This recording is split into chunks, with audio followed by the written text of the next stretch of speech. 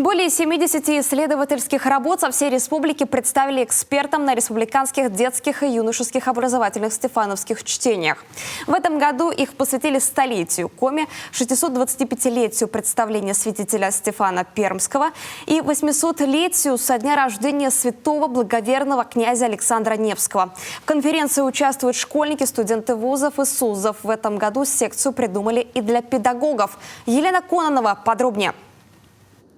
Павел мечтал поступить в духовную семинарию. В этом мальчишке на слайде проглядываются знакомые черты известной на всю республику личности. Это детская фотография владыки Петерима. Участник стефановских чтений Илья Наумов, Сыктывкарского и Коми-Зырянского архиепископа, выбрал в качестве героя своего доклада, как человека, который внес вклад в возрождение православия на Коми-земле. Кстати, сам он сидел в первом ряду, поэтому старшекласснику выступать было вдвойне волнительно.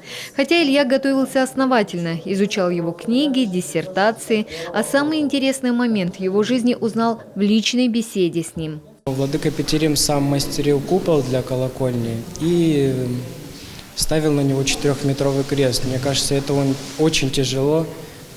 Потому что, высота, наверное, большая очень была. И одному ставить крест, да еще и 4-метровый на большую высоту, это страшно, небезопасно.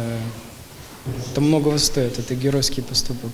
В докладе студентки СГУ Ирины Исаковой главный герой тоже Петерим, но уже другой – социолог мирового уровня. Петерим Сорокин тоже в какой-то мере имел отношение к православным делам. В детстве с братом он занимался реставрацией церквей, писал иконы, золотил канделябры и другую церковную утварь. Работа Ирины о том, как сегодня хранят историческую память о нашем земляке в Усть-Вымском районе.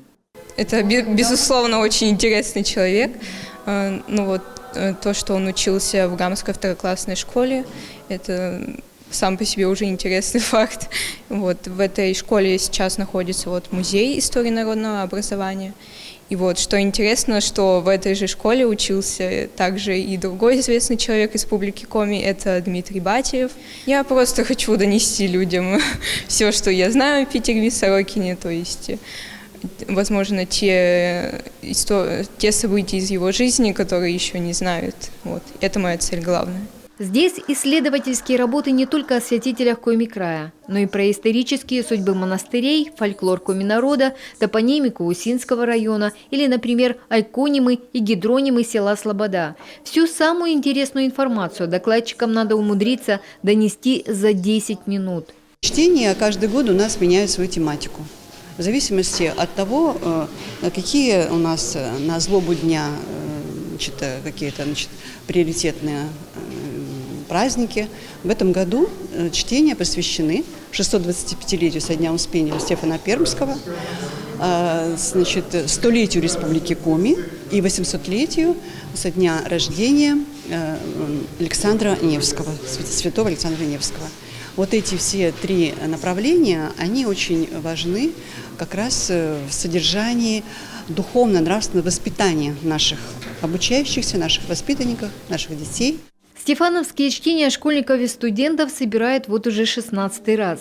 В этом году в программе новая секция для педагогов. Учителя расскажут, при помощи каких новинок и технологий доносят духовно-нравственные ценности в души и сердца детей.